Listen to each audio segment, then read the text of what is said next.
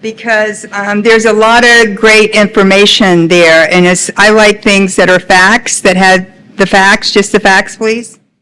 And that's the facts. I know, I was trying to straighten it out. But that's something that we could do. Thank you so much, Gina. Thank you for doing that. And she's doing biochar now, too, which is a very big and up-and-coming substance. There's a picture I have of it was a kind of a drawing of a farmer spraying poison on his crops. And the headline goes, "One day, we're going to wonder why we sprayed poison on our food." And it's so true, isn't it? It's like, oh my goodness, there's things that we can think about that we know. That's what education does. Thank you. So our next, what's that? And what is that? This is like about outside collab. Oh, okay. Yes. Which is what she just said. They have a conference every year. And so... Oh, and the landscape pattern book. Marianne, wanted you have that in case you want to go online, you can copy it. It's very informative. Beautiful book. Okay, thank you. Thanks, Gina. So how I met Clayton was I called someone that I knew and I respected and I knew had led all kinds of educational programs all over the world. And I said, who do you know that's young, 30s, 40s, that are really up to something, that have caused something or making a difference, that have created a dream and is living it. Well, she really thought about it, and she got back to me. And she named a bunch of people, not a bunch, but all of them were extraordinary people. And one of them was Clayton. And Clayton lived in Orlando. So I called him right away and asked him if he would do this conference for global transformation, and he said, sure. So he did that, and then it was incredible. And then I asked him if he would come over here and do something, and he did that. And he's always been like this amazing yes, okay? And he's the executive director of the United Nations accredited NGO, Ideas for Us, and as a matter of fact, he'll be going to the United Nations after today to be there. He's classically trained botanist. He's a world traveler who's conducted research in 5 different continents concerning evolution, conservation, and ecology. His work as a leader of ideas focuses on advancing sustainability through the creation of solutions that help people and heal the planet and grow prosperity in communities around the world. He serves on all kinds of boards. He's been with world leaders such as Pope Francis and the descendants of Charles Darwin. I like that he turned Orlando with the mayor. He's on all kinds of groups. He's always going to, whenever I call him, he's on his way to Tallahassee. It always amazes me. He goes and talks to anybody and everybody. And he is someone who I'm so proud of. Like, he's still 30-something, right, Clayton? For now, I know he's going, gone, okay? But he is still 30-something, and he's a remarkable human being in the world, and I'm just so glad that he's out doing the work that he's doing. It makes me sleep better at night, knowing that there are people like Clayton, like Gina, and like all of you as well. But let's welcome Clayton. Thank you for being here today.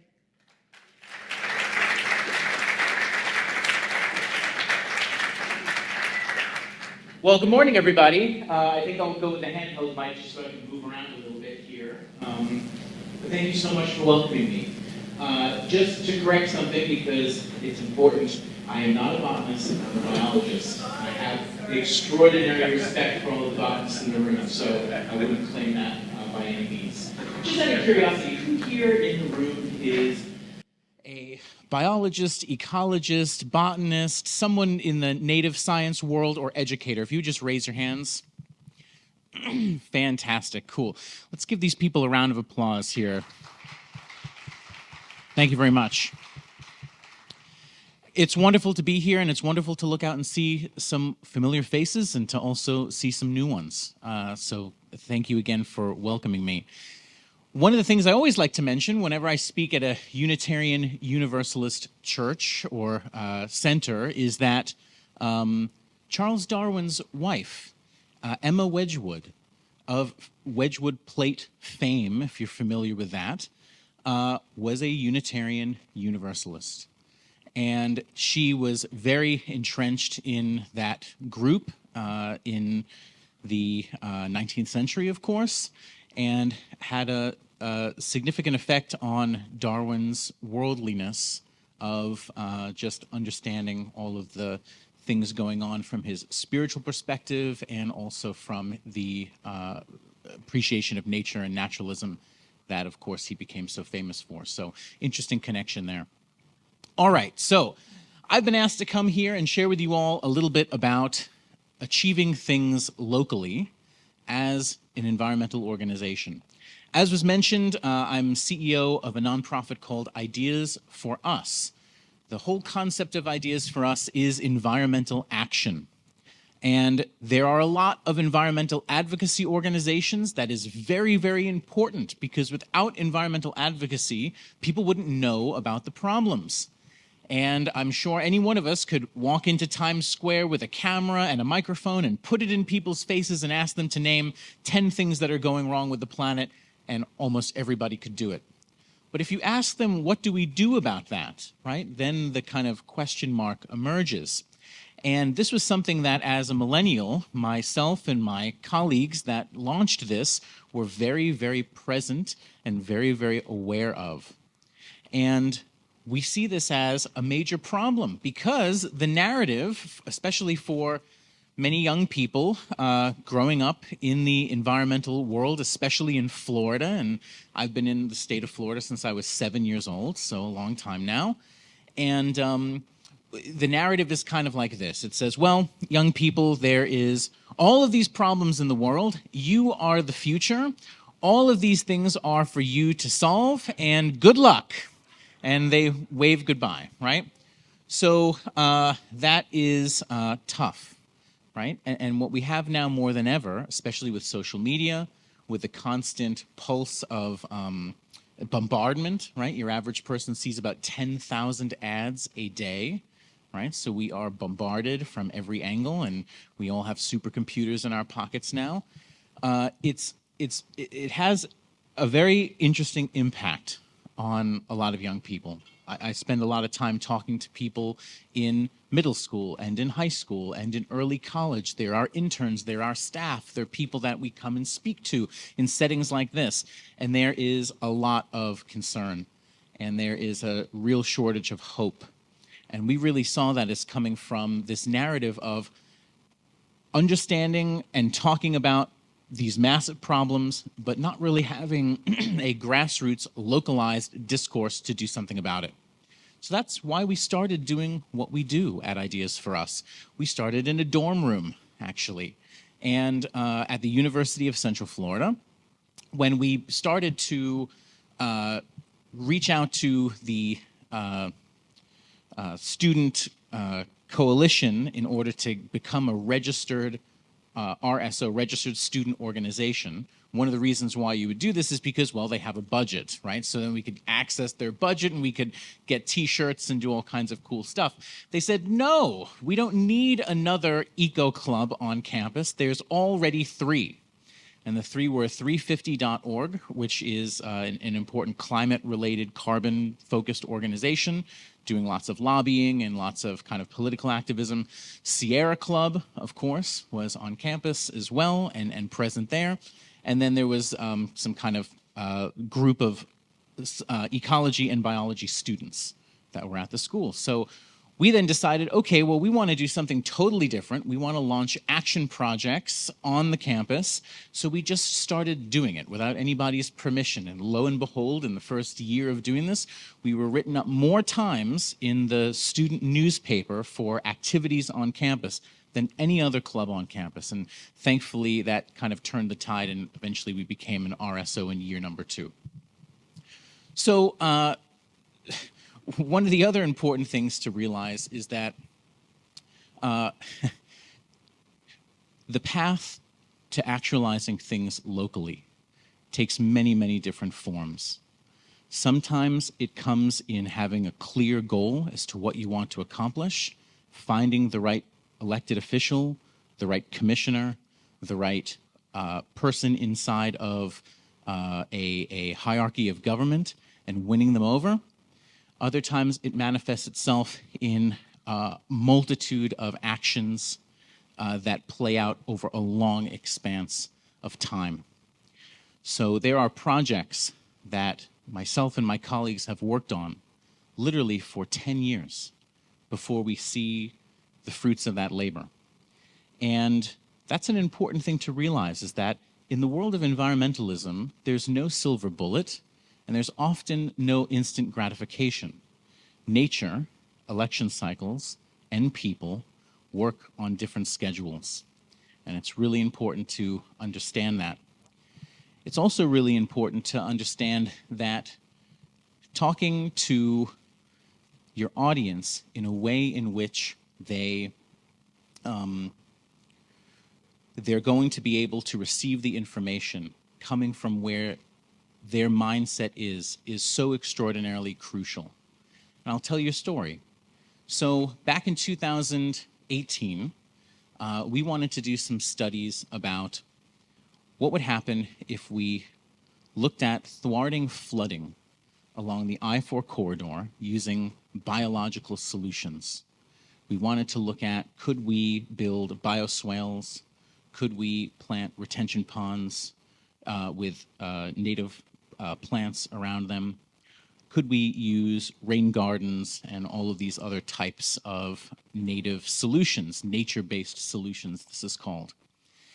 And I traveled to Tallahassee to talk to elected officials about this.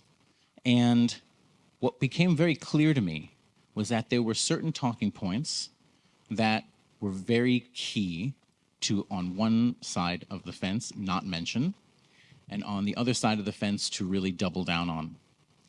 And here's exactly how that went. So when I would talk about flooding and planting wetlands and building these nature-based solutions with one side of the political camp, I would talk about the benefit to the environment and the species diversity and the biodiversity that would come from this, and the help to restoring natural cycles and all of these kinds of wonderful things. And they were very much on the path and understanding and accepting of that. I also talked a lot about how if you look at a map of Florida, of where low-lying communities are, usually from swamps and wetlands that were drained in the 1940s, 50s, and 60s. Well, unfortunately, many of these are low-income communities and communities of color that were built in these particular areas. They flood a lot, and it's a major problem for people. So one side of the camp was very agreeable to that and really wanted to help push this project forward as a pilot. The other side of the camp, I knew, was not going to have those types of things resonate to them. And what I realized was what I could utilize to talk about was taxes, and how if you do not have properly insured communities, which many of these communities are woefully underinsured, who winds up picking up the bill when disasters strike but us as citizens and FEMA? And that tax dollars are being pointed to solve this problem when they wind up happening, whether it's from a hurricane or from sunny day flooding that we now have in many, many places across Florida, and also all other types of issues that we encounter just from the natural weather of Florida. And that clicked. And we were able to get bipartisan support for this appropriation project and push it forward. And many other projects that we've worked at in the state level have amazingly had bipartisan support, even recently, which is really fascinating. So playing to your audience is extraordinarily important. It was mentioned, too, that I'm going to be flying to Manhattan, actually tonight. I'm going to be heading to the UN Climate Week and it is certainly going to be an interesting experience. I have been attending these meetings since back in 2012. Very often we send interns and staff members and volunteers, and we have the ability to pull grounds passes for the UN. So one of the things I'll extend to you all is that throughout the year, there are meetings that occur at the United Nations General Assembly in New York, in Vienna, and in Geneva, and they are about a host of different topics, from humanitarian issues to environmental issues to economic issues, war and stopping genocide, helping refugees, being able to provide life-saving medicines and things if there's outbreaks of different diseases and things like that around the world. These are all important meetings that are held there, and we would love for more people to go. Right? So if this is something that you're interested in, definitely reach out to Jane or myself. I don't know if my email will be up here later or something like that, but we'll make sure that you can get in contact with me. Again, these meetings are really important. There's literally thousands of sessions that occur throughout the city of New York all this week.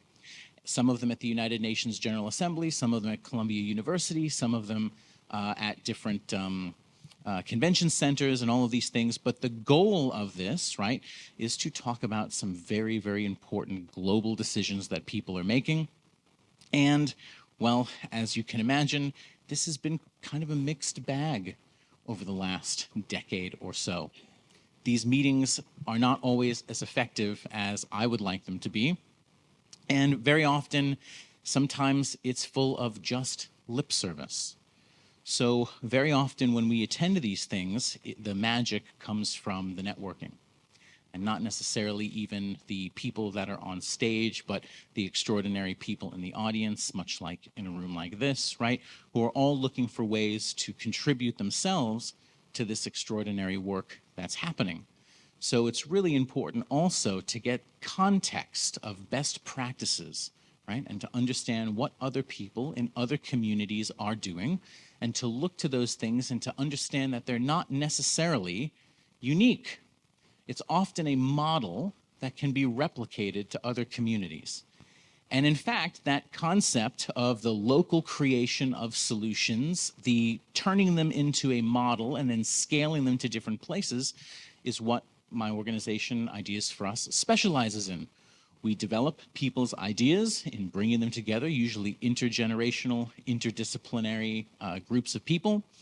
At the community level, we then go into different breakout sessions, discuss different kinds of solutions, discuss different kinds of problems, and then we fundraise around those. And we wind up bringing in the dollars that are needed to often launch pilot programs or full bona fide programs that are existing in that community.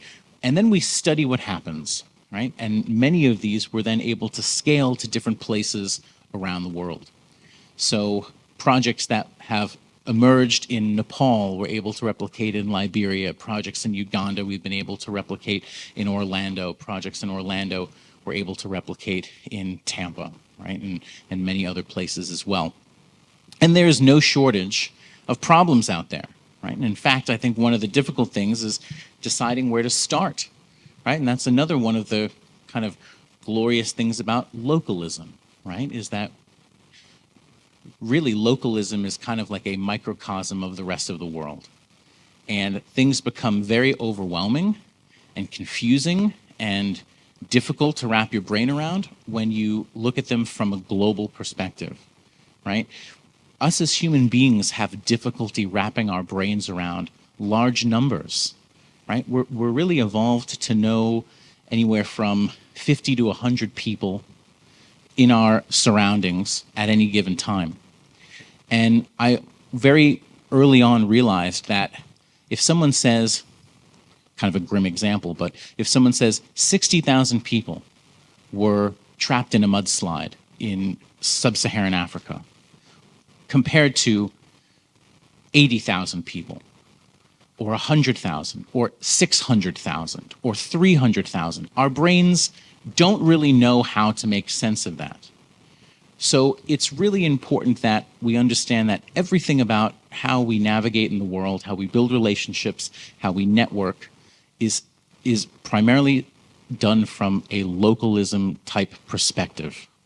And if we keep that in mind and focus on your own communities, where you live, identify the problems here that you're passionate about, and bring people together to talk about them. Number one, dialogue, extraordinarily important.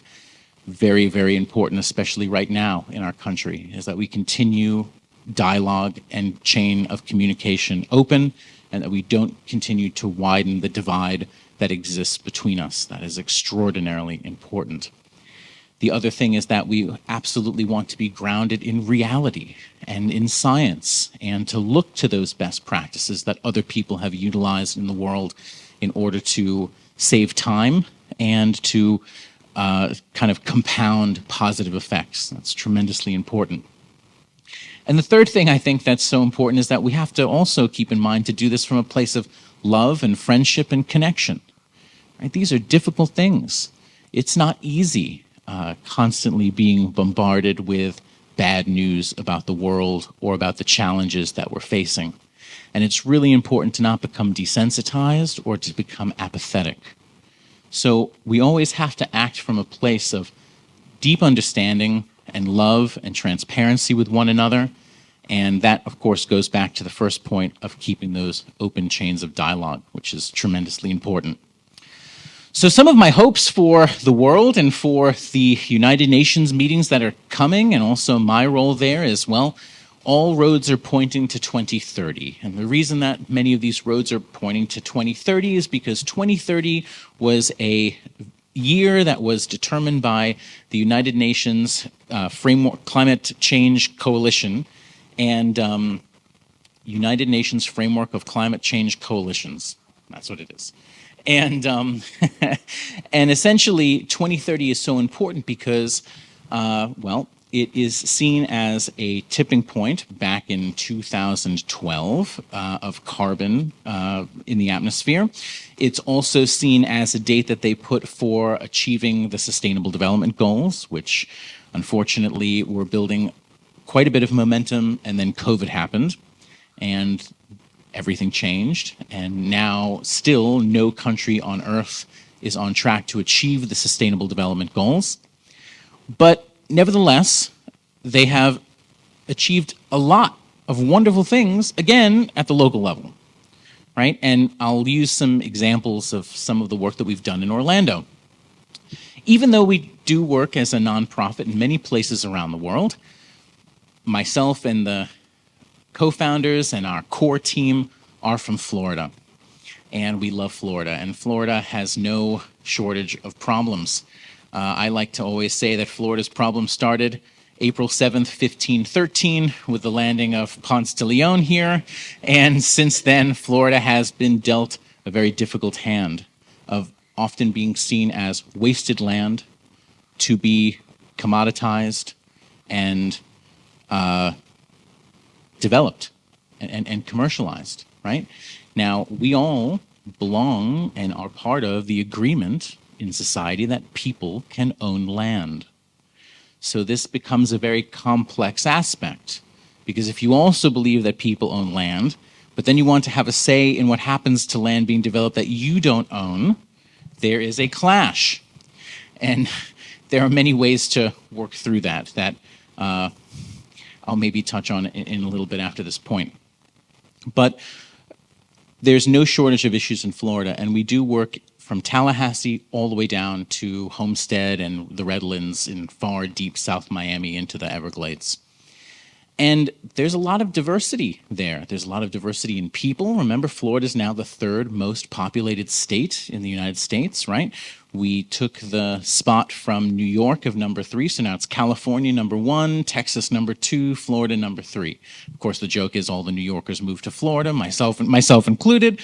So, that happens.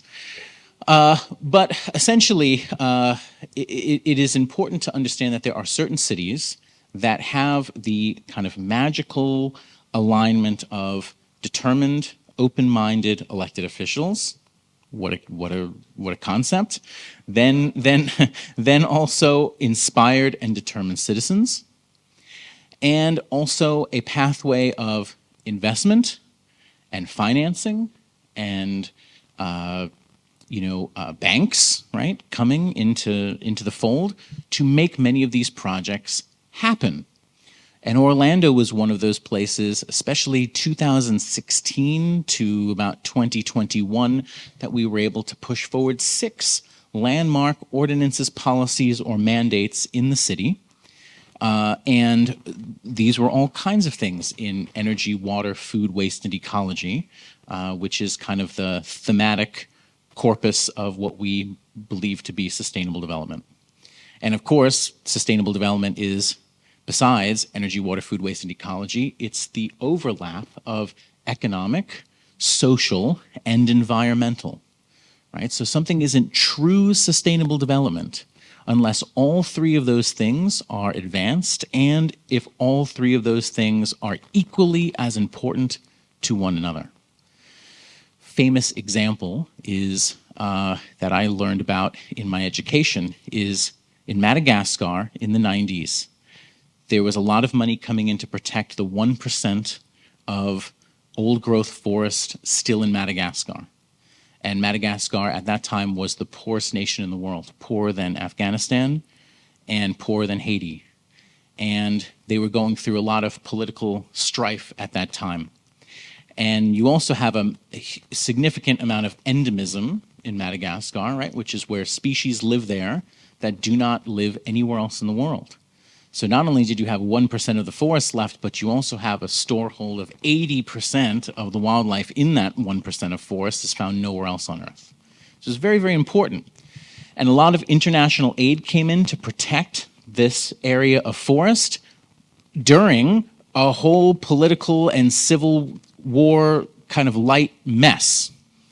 And what wound up happening, because there was no economic development for people to have jobs, and because there was no social development to be able to relieve the crushing burden of poverty to many of these people that were there, and health disparages and many, many issues with women and all kinds of things going on there, the population, when reaching a point of starvation, entered into their forests and started to eat everything. So it's important to understand that environmentalism alone by itself isn't enough. It really has to be those 3 things in sustainable development: social, economic, and environmental. So in Orlando, some of the things that we were able to pass, a building and energy water efficiency policy. Sounds not particularly exciting, but it really was. And one of the reasons why it was because it was the first of its kind in the state of Florida.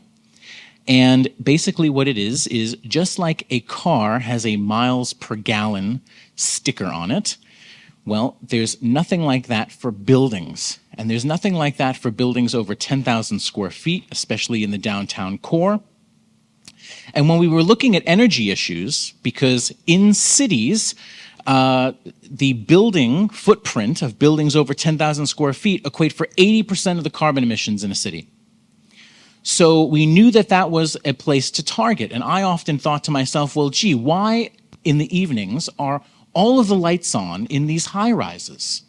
And why aren't they on either motion sensors or these types of things? And what we started to learn was that in many cities, the grid electrical system is not a smart grid, it is a dumb grid. And one of the problems is that if the city were to power down suddenly at 7 p.m. or 8 p.m., whenever this would happen, it could cause a electrical and mechanical failure at the power plant. So the sudden drop-off of electricity is not how power in the United States is managed. There's not much of a concern of efficiency. They want to reach the amount of power that needs to be created and hold that 24/7, 365, whether it's being used or not. So this is the importance of having smart grids and things like this. Anyway, what we realized is that you could use human psychology of putting a miles per gallon on buildings over 10,000 square feet, especially for companies that were renting them or the city utilizing them for their services. And if you could rate and disclose that miles per gallon for the building, essentially how expensive the electricity bill was. Lo and behold, the free market, which we're a big fan of, would solve the problem for you of now building owners having their F- or D+ building that they're charging premium $30-something per square foot for in a 10,000-foot facility per month, that now they have the onus to lower that energy burden and to aim at efficiency, LED retrofitting of lights, timers and sensors, perhaps a mix of renewables and all kinds of other things like that. Again, a policy that looked at just rating and disclosing this publicly to flick a domino to a multitude of other policies that could then follow. And once we were able to achieve that, it really opened the door. And we were the third city in the United States to have that. New York, LA, and then us. We were 3 back in 2016. So that was cool. But this is also a great training aspect for us in going out to hundreds and hundreds of meetings and talking to people about these particular issues, from the airport to building owners to elected officials to the chambers of commerce to the universities, right? All of these types of participants in doing this. We then thought, okay, well, what else could be done? Right? So we looked at many, many, many other things. We were able to bring a unique form of solar financing to the community called PACE financing, Property Assessed Clean Energy. You may have heard of it. One of the problems in Florida with solar is that many homes are owned by landlords, and that there's a high percentage in many cities, especially in low-income communities, where they are renters. Right? And people don't own their homes, they're renters, especially for college students. UCF is the second largest college in the country with over 70,000 students, and they're all renting, right? So there's a big group of people like that. So, of course, if someone puts solar on their home and they take out the loan for the solar and then they sell their home, well, they either A, pay off the loan with the profits that they wind up getting, or the loan stays with them. Right? And they have to figure out how to handle that. So Property Assessed Clean Energy created a mechanism for the solar loan to be tucked into the property taxes, so that when the piece of land exchanged and real estate exchanged hands, the loan would move with it, right? So kind of novel, but that wasn't something that was available. And we had to get everyone from the tax collector office to a multitude of other parties on board, and we were able to do that.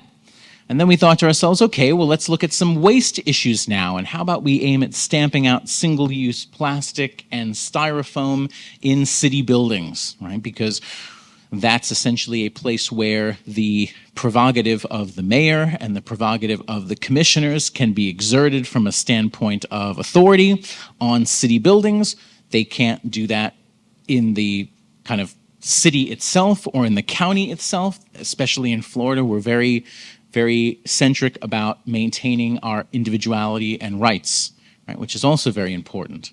So in being able to do that in the city, right, now there were companies that were able to serve these needs of biodegradable, non-single-use, bioplastic, polymer kind of things out of sugar cane and stuff like that that would dissolve essentially, and created economic development that way. Right? Because it's also very, very important to have jobs and to advance all of those kinds of things at the local level.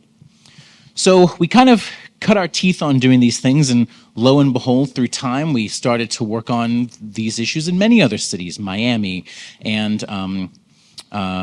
Sebastian, Florida, and Gainesville, and Tallahassee, and Jacksonville. And now we're working on a project in St. Petersburg.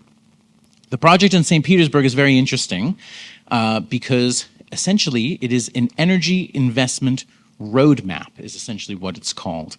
And an energy investment roadmap is basically a document that we'll be producing that St. Petersburg has 8 districts in it. So we're going to try to come up with 8 projects, 1 in each district, and then also 2 additional projects that are multi-district.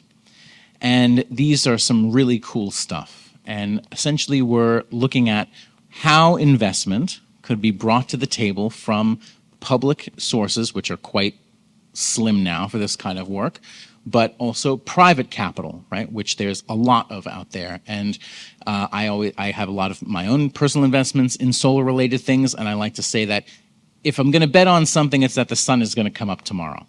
So that's about one of the few things I'm sure of.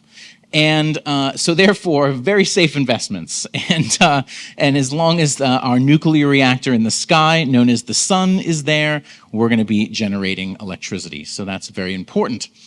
And we're looking at some really cool stuff. For instance, St. Petersburg being a kind of tech hub and having the desire to do this, there is a need for very inexpensive energy. And that is not what St. Pete is experiencing right now. They are experiencing some of the highest rates in the state, right? There are a lot of people very angry at Duke Energy. The utility itself wants to do something about this, so they're being a willing participant in our work. And we're serving as the liaison between the environmental organizations and the utility to collaborate, right? And that's one of the nice things about being a 501c3 nonprofit, is that we're supremely neutral, right, in how we approach all of the things that we do. We can't be partisan or any of that stuff.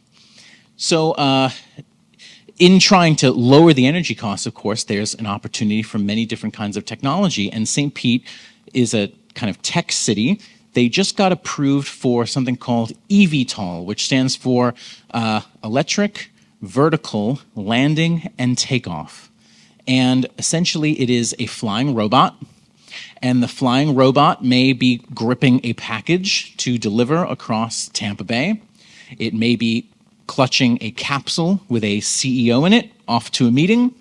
It may be clutching a capsule of all kinds of things, right? So for shipping and for construction and all of these types of things like that. Huge power demand, especially because these things are electric vehicles. So now we come into the community, we talk to the airports, we do an assessment of where solar could go, we look at the battery storage that's needed, we look at the investment potential of doing this, and we look at the aspect of being able to fully power this kind of technology, right, to then create very inexpensive energy on these buildings through private investment and public, if we can get our hands on that. And one of the nice things that comes from this is that as the energy cost lowers, you have a pouring in of many other kinds of businesses that are after low, inexpensive energy as well. These could be things like data centers and cryptocurrency mining machines and all types of things like that, manufacturing of different types. So energy is, of course, tremendously important. It has been one of the things that human beings have struggled with for a very long time, just like in the past presentation that we were given, right? The use of pesticides and weed killers, herbicides, right? Things like that.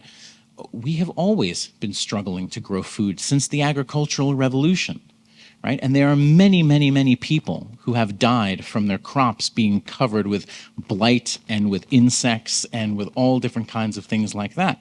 So it is a struggle for us as human beings to figure out how to feed the world and to have a population of 8 billion people, to be able to keep them fed. Now, I'm certainly a fan of permaculture, and I'm certainly a fan of using native species and bio kind of like pests, insects that thwart pests, so praying mantises and ladybugs and other types of things like that to help control pests. But it is very interesting, and in some of the farm development that we do, for instance, some of the farms in Orlando that we operate, one of them is for the Ritz-Carlton Resort in Grand Lakes. Another one is the JW Marriott. We curate their farm-to-table restaurants. And we explained to the chef just this week he wanted cabbages. And we said, hey, man, hold on. We said, as far as brassicas go, let's go with kale. Let's go with different types of arugulas and things that are open as opposed to closed, because one of the common problems with cabbage cultivation in Florida is that you have to use a tremendous amount of pesticides, which we don't want to do, and fungicides on them because Florida is hot and humid. And if you have a closed cabbage without these pesticides and herbicides, it's very easy to have it succumb to fungus. And that when you cut that cabbage open and open it up on the inside, it's completely spoiled.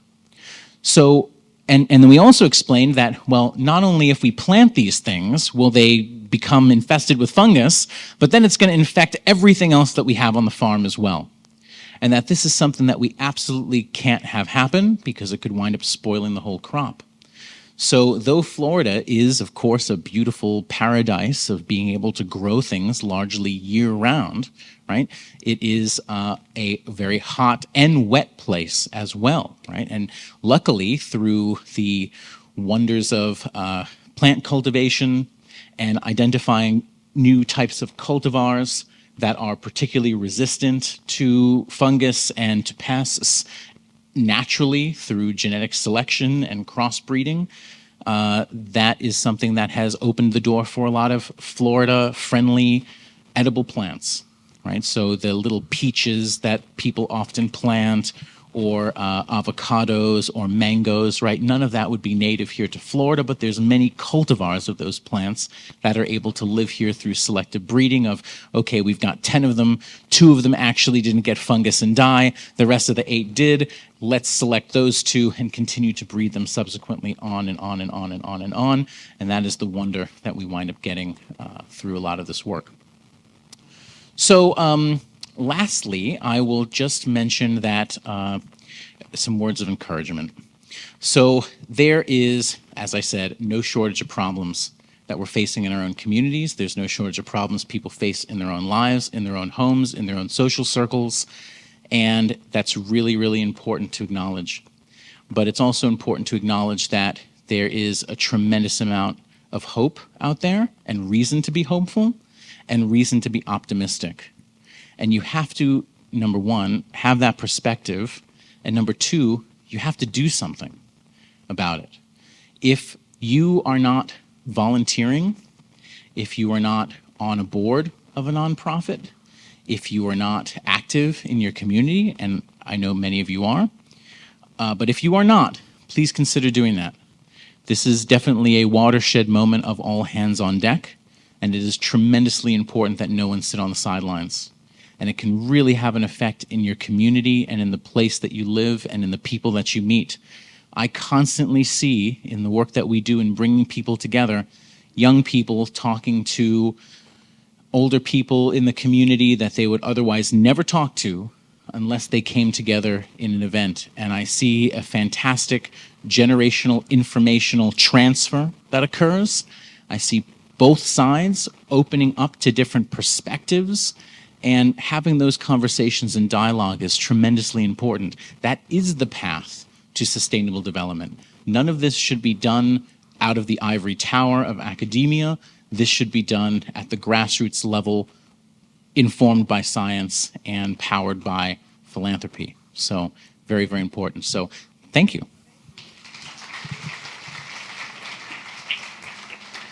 Did you want us to? Did you want? Mic check. Did you want us to stay up here? Cool.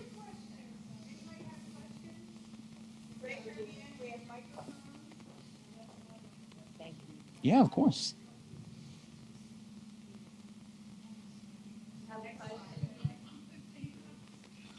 And sorry, I hope that was coherent. I'm on about 90 minutes of sleep right now, so that's how it goes.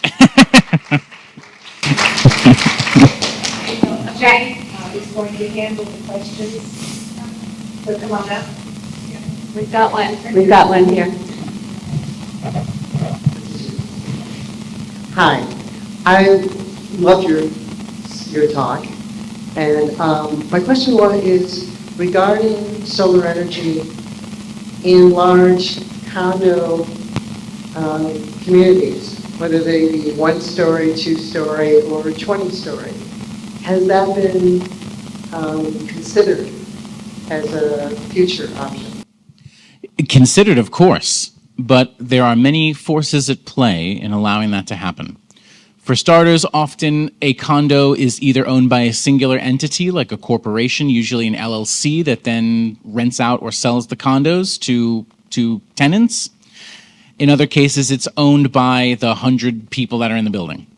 And there's only so much roof space And one of the things that is a bit of an Achilles heel of solar is that it takes up space, and that you may not be able to produce enough power by covering the whole roof to take the condo off of the grid.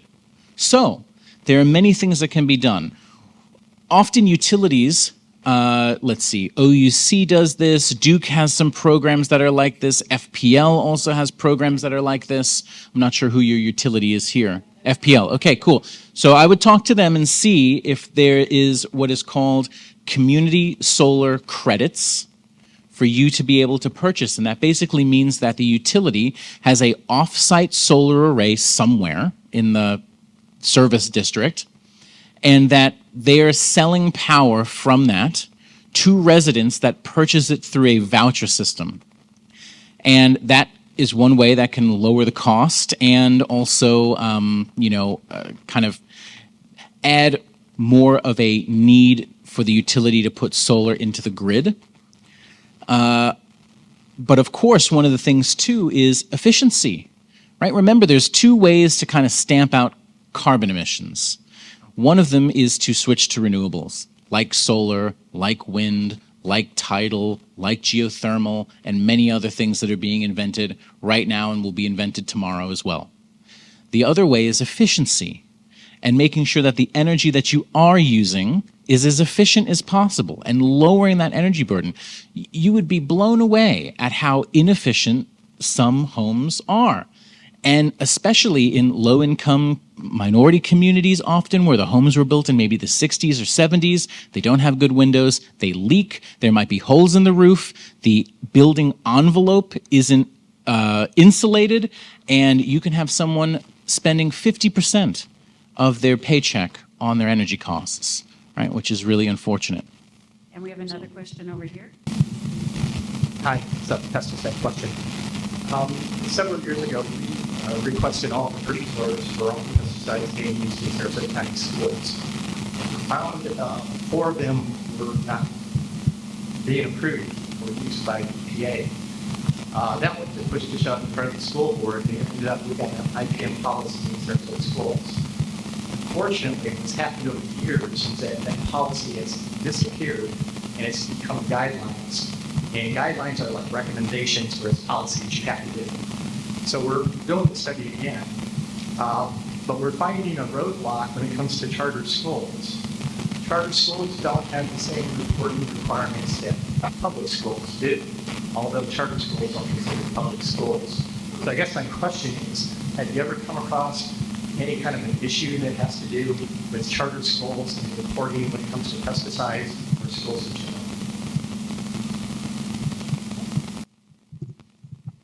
That's a great question. And that's a great question. And I don't know the answer to it. Do you know? Yeah. Examples of this, no, but what I would recommend is that your number one ally on any campus is going to be parents, right? I still believe that parents mostly have the best intentions for their kids, and that you're going to be able to organize at that level. And once the parent, especially in a charter school, and especially in Florida, where we have the choice of where to send people, again, this is free market capitalism at its finest, vote with your dollar.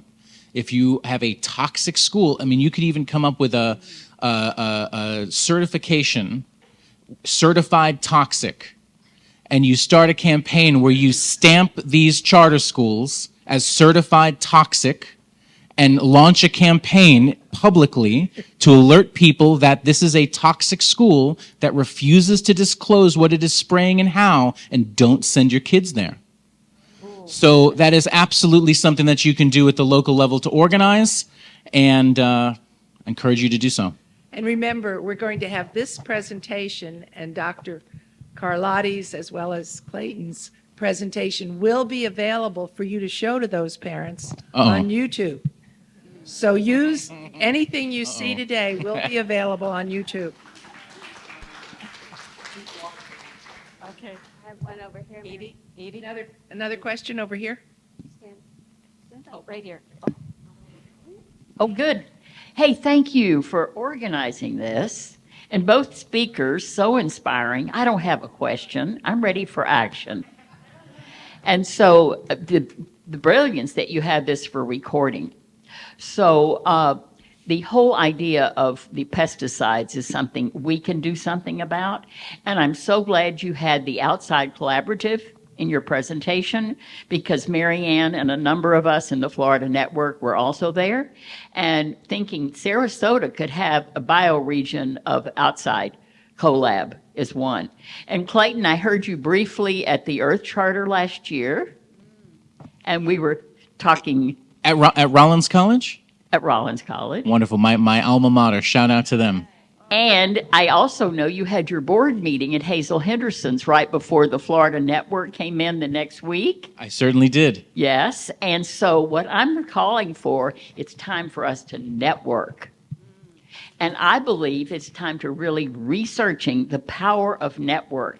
I'm hearing it in the room, so that's my request to all of us. Let's do that. So I'll put in a plug. Any of you know about networks, curious about systems, we're having the Capra course. Ever hear of Fritjof Capra?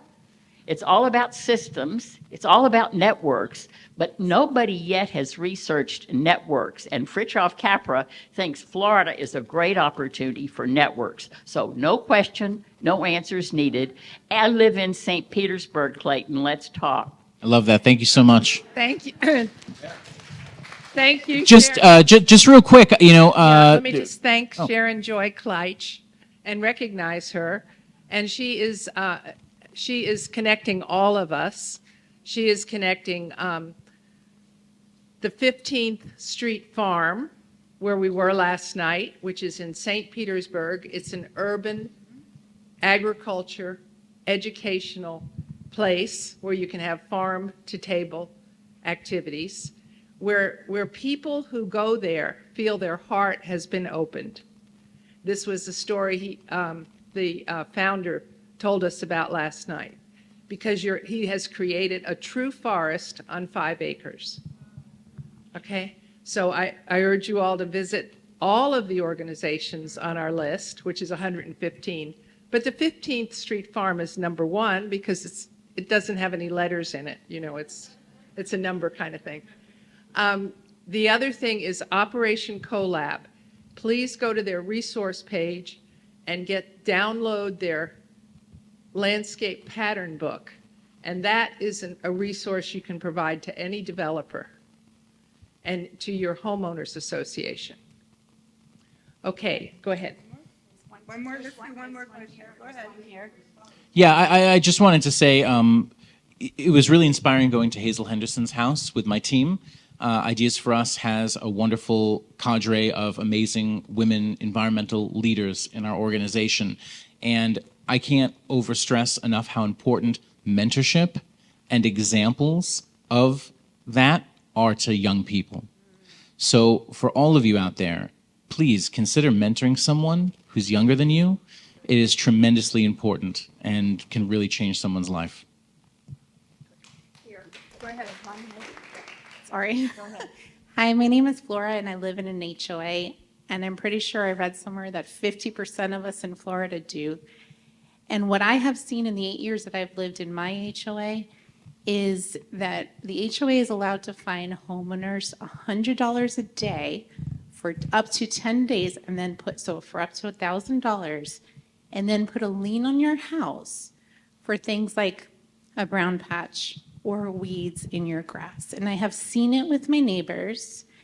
And what I've seen my neighbors do is use chemicals. This goes back to the pesticides, kill their sod, and then resod, and then sign up with companies like Pi or like Farrow or whatever to pour chemicals once a month.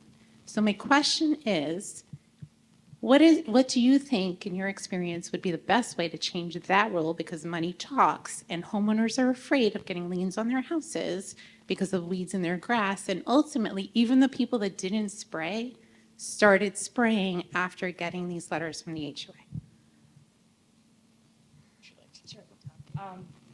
I also live in an HOA, and as part of this, I have been trying for weeks to get a hold of a list of the chemicals that they spray in my neighborhood. And full disclosure, I have yet to receive that list.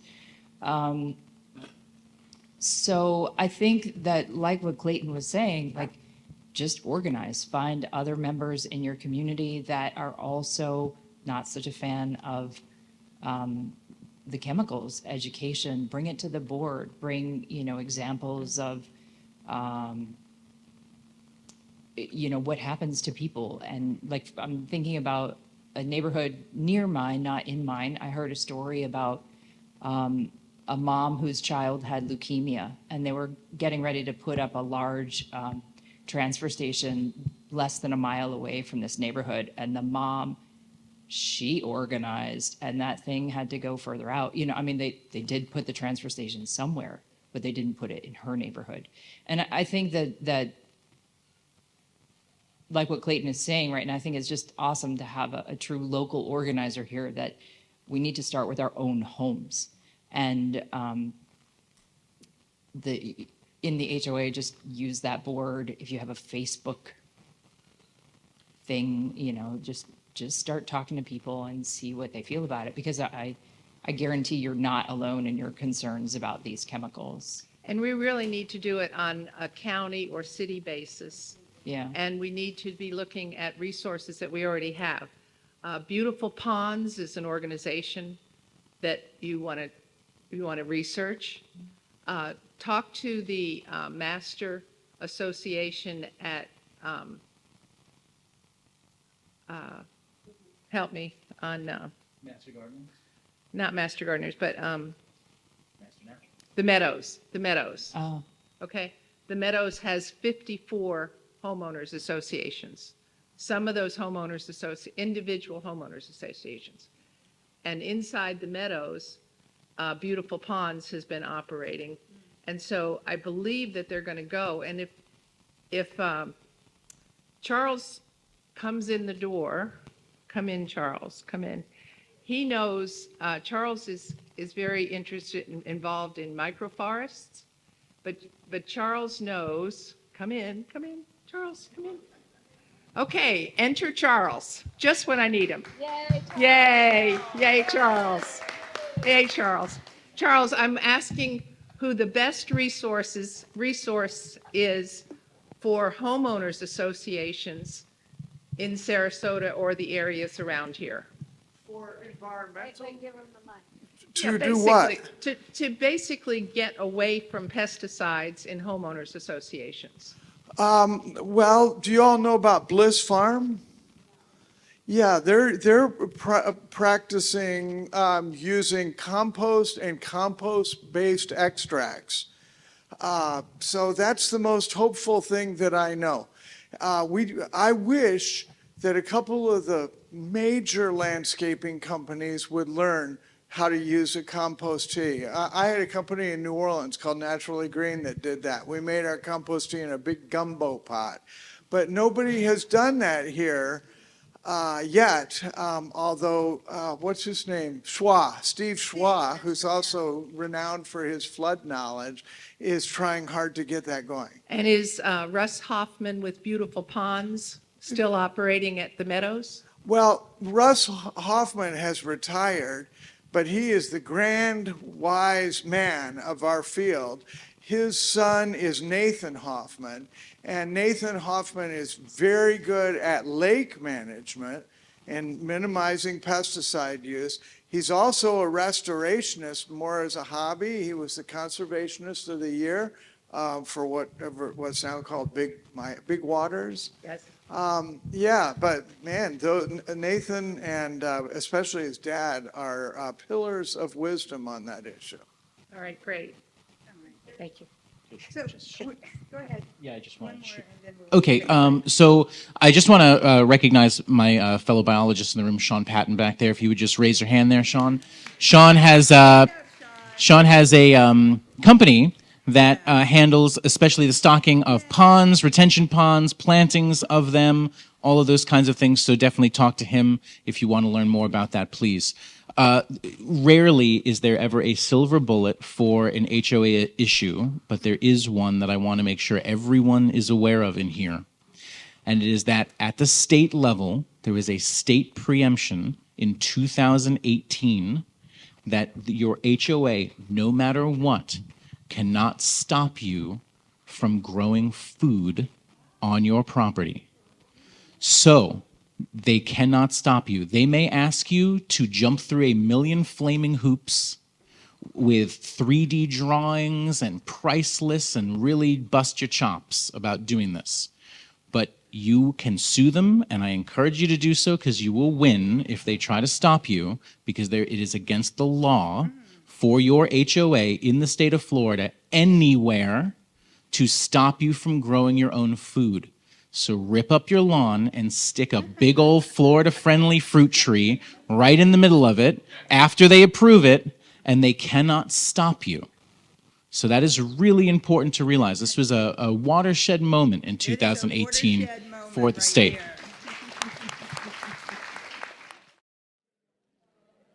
Once upon a time, a long, long time ago, a man named Walt Disney had a dream. He hired Nan Summers as an Imagineer, and for 22 years, she was an Imagineer. And then we got the joy of having Nan Summers in our community. How many of you remember Nan?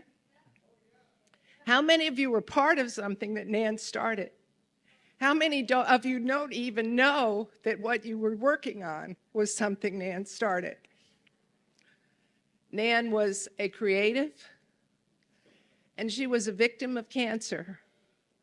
She had all kinds of cancer. Ultimately, it moved to her brain.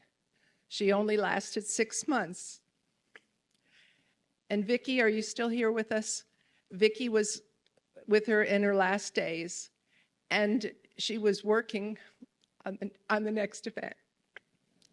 So I'd like to read to you about Nan.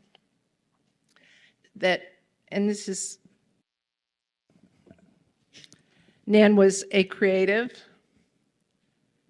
a Disney Imagineer, a dancer, artist, teacher, visionary, and believer. She drove others to enroll her, to enroll whatever was needed for complicated earth healing events. Nan was always happy, resilient, and dedicated. A believer in community, she was involved in whole food systems, oyster recycling, health and wellness, and always fascinated by fractals. And our world is a better place because of Nan. Please know, Nan, you made a difference.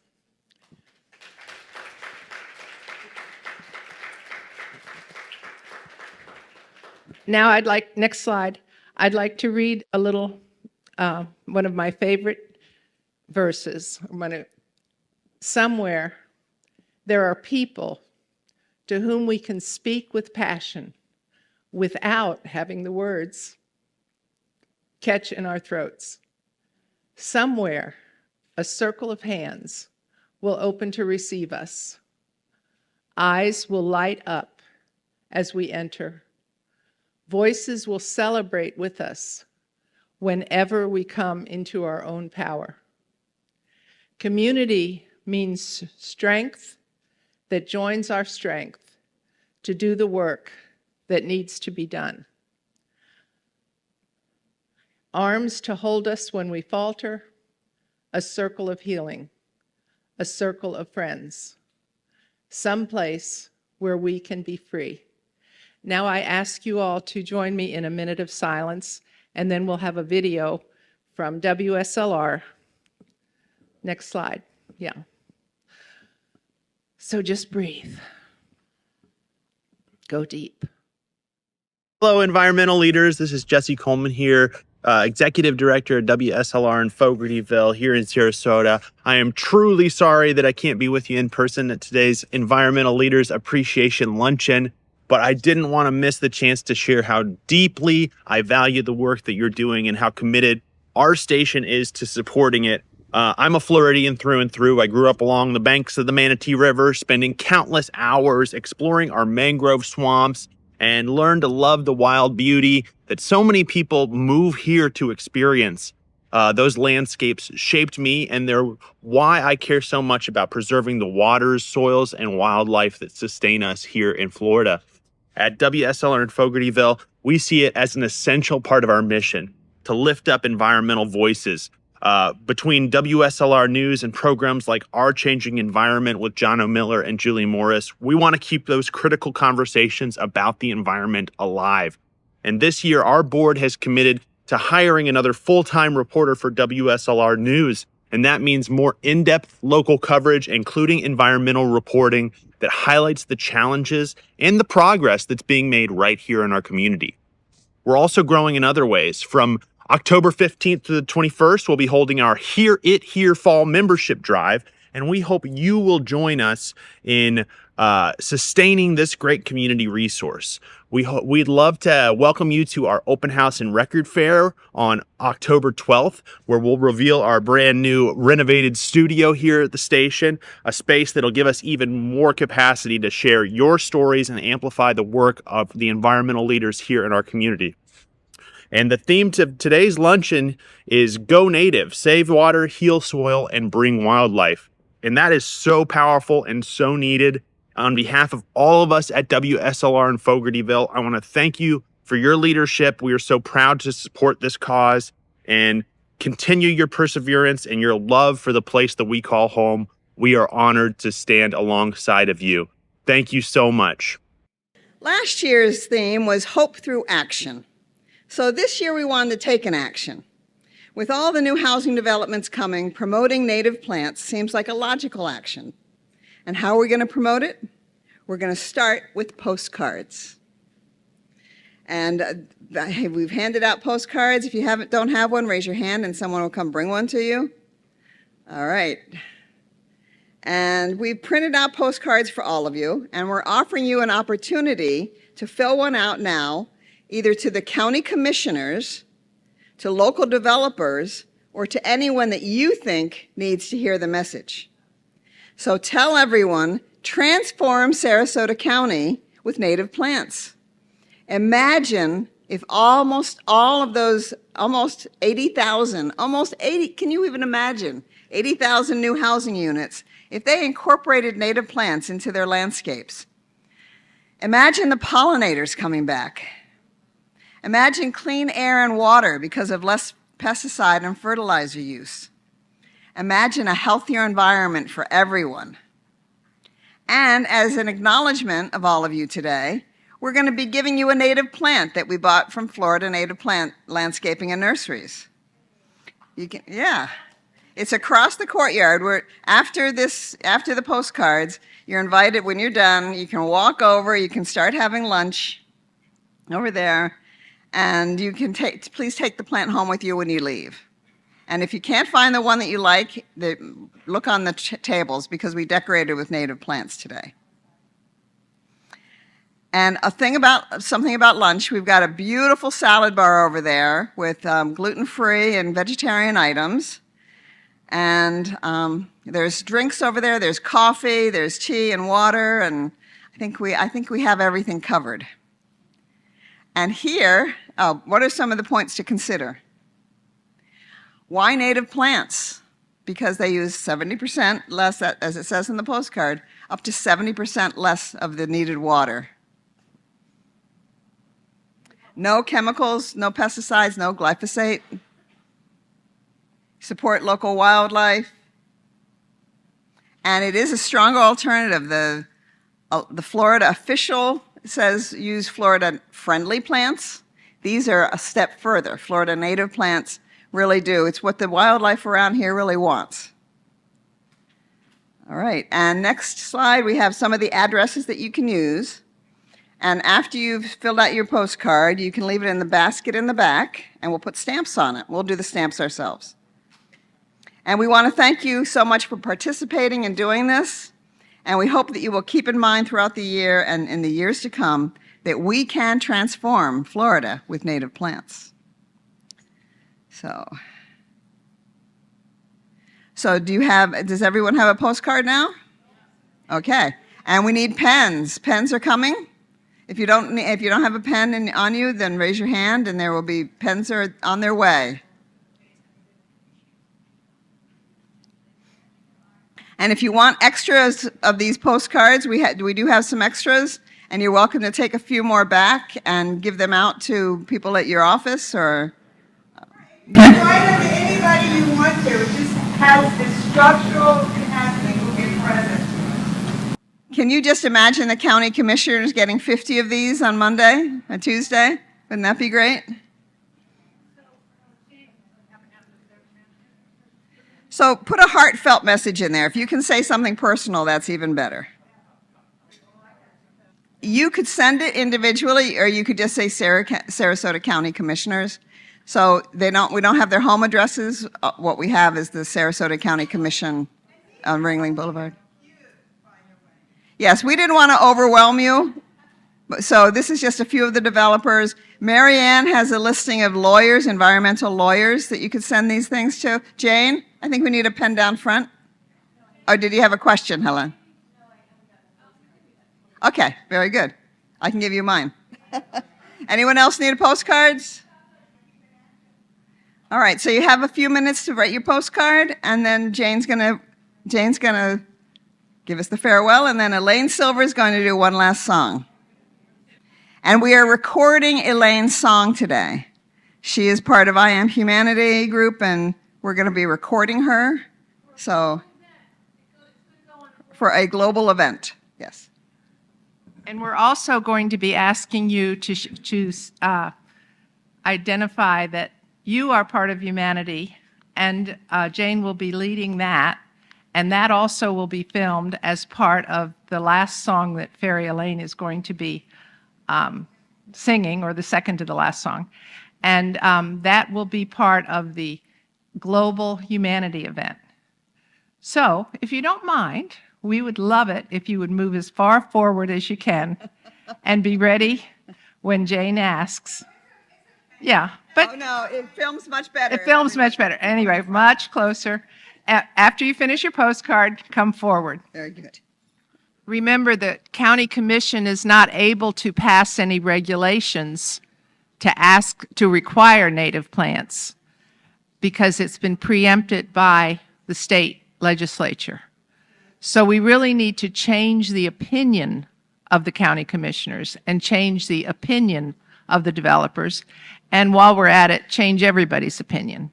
So this is really a very interesting campaign because we're just asking people to do what feels right, what they know is right. And that's really what the language, or whatever languaging works for you. And I do have some more addresses if anyone wants to write to some of the attorneys who represent the developers and maybe give good advice.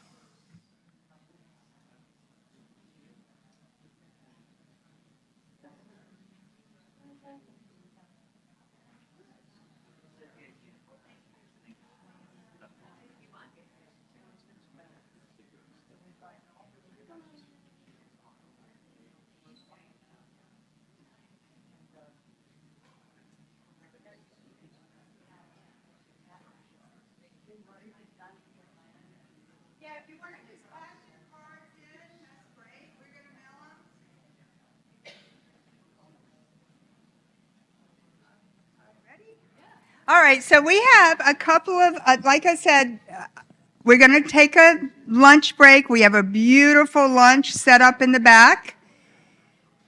And Mary Lou, did you thank all the volunteers? Because one of the things we really want to do is thank the people who are volunteering today.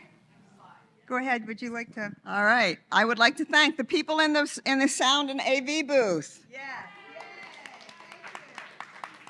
We have Terry Ann Bajorek, Doug and Sandy Caldwell, and Klaus Obermeiter back there, and they did a fantastic job. Yeah. We had greeters. We had Carolyn Gutierrez, Sharon Howard, Edie Kaplan, Dana Keller, Beth Miller, and Elizabeth Stacy and Nina Tortelli. So they did a great job, and they stayed and helped with everything. So, and I think, and Dana Keller and Louise McGrath are going to help with cleanup. And then we hired some people. They're helping in the kitchen. Maribel, Imelda, and Camilla, thank them too. The lunch, it looks fantastic. So, oh, and also, I am so grateful to be friends with Marianne Bowie and Jane Gramboucher. This is, yes, yes.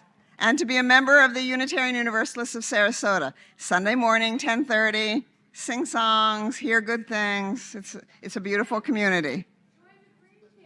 And join the green team, yeah. Definitely join the green team. Come on, that's a great team to be a member of. The other thing is the Sarasota County Sustainable event. It's November 6th, and I think we have flyers back there. There's a lot of stuff back there from Sarasota County. You're welcome to take anything you'd like. As Jesse said, our open house is Sunday, October 12th, and anyone's welcome. It's starting at 5 o'clock. It's a fun evening, really great. And then we also are having Humanity Day, October 18th at Fogartyville, and everybody's welcome to that. It's going to go from 11 to 5. You can come for as long or as short as you would like. We have flyers for that. And Elaine Ferry right here has written a song about humanity, which is really beautiful, and she's going to sing that. But before we do that, we're going to film you, and I want you to know something. We did this last weekend. We had a I Am Humanity event at the Venice Art Center. We had over 70 artists give us their paintings of what humanity meant to them. It was absolutely amazing to see all this art all around and you would look at the art and you go, oh, that's humanity. You know, like us being connected, us having joy.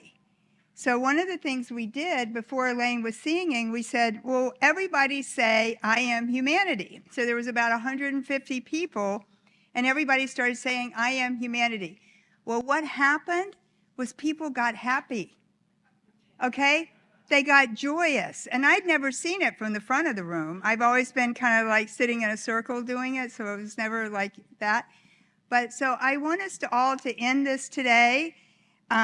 Before Elaine is going to sing this beautiful song, but everybody stand up, kind of just stand up. Marianne's going to tape this, and you're going to see, just notice what reaction you have to this. You're going to say, I am humanity twice, and then you're going to say, we are humanity. And you're going to look at each other and just say it. Okay? So 1, 2, 3. I am humanity. I am humanity. We are humanity. We are humanity. Now notice how happy you got. Did anybody know? So, joy. It's all about joy, and it's all about love. And thank you so much for being here with us today. And we have a wonderful meal as soon as we get through with this incredible this is now a trio, which Elaine's been singing in here for years. But with Jay on the flute and on the bongos, Stephen, it's beautiful. Yeah, thank you so much. Okay, so I wrote this song called Feel Into Your Heart. And so what I encourage you to do is put your hand on your heart like this and feel your heart. And I'm going to teach you the chorus. The words are, have a little sympathy, have a little empathy, feel into your heart. That's where our divinity reaches through humanity when we feel into the heart like this. Have a little empathy, have a little sympathy, feel into your heart. That's where our divinity reaches through humanity when we feel into the heart. Let's try it. Have a little empathy, sympathy, have a little sympathy, feel into your heart. That's where our divinity reaches through humanity when we feel into the heart. Now is the time for the changes to be made, right from wherever we are. What we hold in mind brings about in kind when we feel into the sacred heart. Have a little empathy, have a little sympathy, feel into your heart. That's where our divinity reaches through humanity when we feel into the heart. The heart knows the way, it's the truth and the light. It's our guiding star deep within. The mind tells us what, the heart gives us why. No better time than now to begin to have a little empathy, have a little sympathy, feel into your heart. That's where our divinity reaches through humanity when we feel into the heart. When we feel into the heart. When we feel into the sacred heart. Beautiful job. Thank you. And we're going to do the trio. We're going to just do one song, and you can stay and listen, or you can walk out, whatever you want to do. But it's called. Thank you for listening. That's really powerful. Thank you. And it's called Build a Better World. I think I did this last year, but I'm not positive. But in the key of C, your part goes like this. And it's a kid's song I wrote for our National Library, Summer Library Reading Club, and right after the 2016 election, 2017. Let's build a better world for every boy and girl, every woman and man. Take them by the hand. Let's build a better world. Come on. Let's build a better for every boy and girl, for every boy and girl, every woman and man. Take them by the hand. Let's build a better world. We are one big family, and we are the human race on a big and beautiful planet, spinning through outer space. Let's build a better world for every boy and girl, every woman and man. Take them by the hand. Let's build a better world. Everyone has value, and we all need love and respect. This helps to build a better world as we reach out to connect. Let me hear you. For every boy and girl, every woman and man. Take the time and hand. Let's build a better world.